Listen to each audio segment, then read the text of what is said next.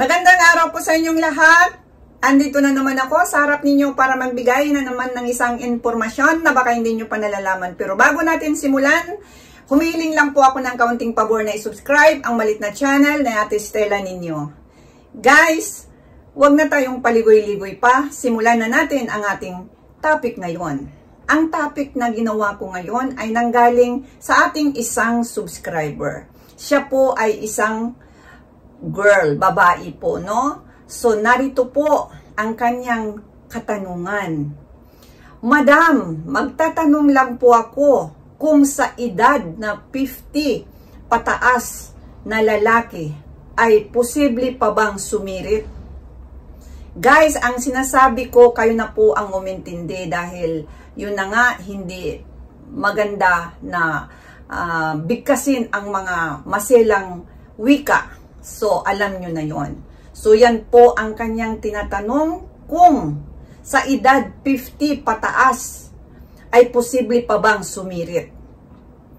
At ayon sa aking pagsaliksik o sa mga pag-aaral, maraming lalaki kahit umabot na sa edad na 50, 60 o kahit 70, pataas pa yan, no?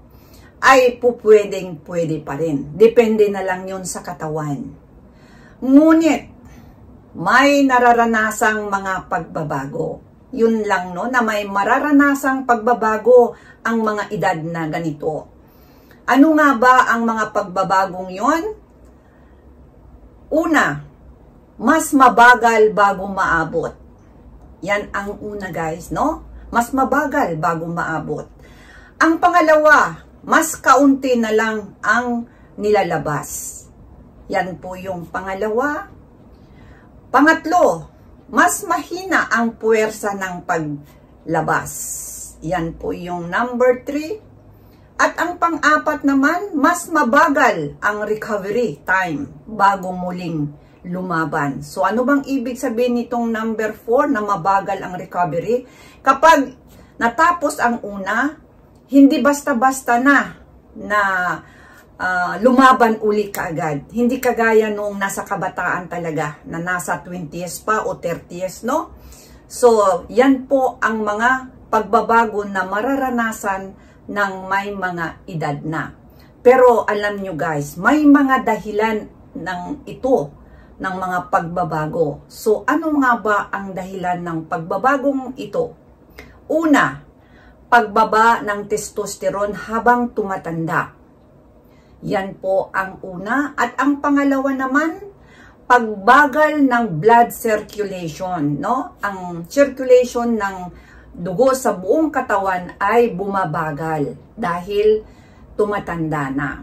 At ang number 3 naman, stress, fatigue, o kaya mga iniinom na mga gamot para sa high blood, diabetes, o depression.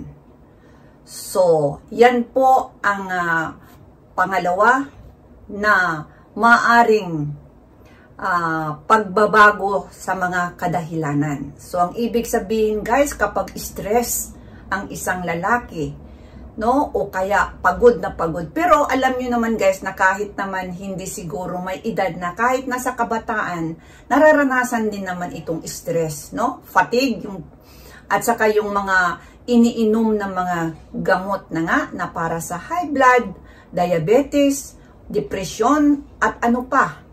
So, yan po ang mga pagbabago. At ang pang-apat naman na pagbabago na dahilan, kalusugan ng prostate naman ito. So, maraming kalalakihan ang namumroblema din sa kalusugan ng prostate. Dahil may epekto ito sa pagpapalabas.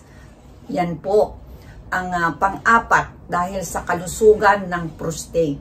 So, yan po guys ang mga pagbabago na dahilan at ang pagbabago kung bakit nagkakaroon na ng hindi magandang karanasan minsan. Pero sinasabi ko na guys, maraming kalalakihan ang nananatili na malakas pa talaga, lalo na yung mga maganda yung lifestyle na ginagawa nila, no? Nag-ehersisyo sila, nag-gym sila.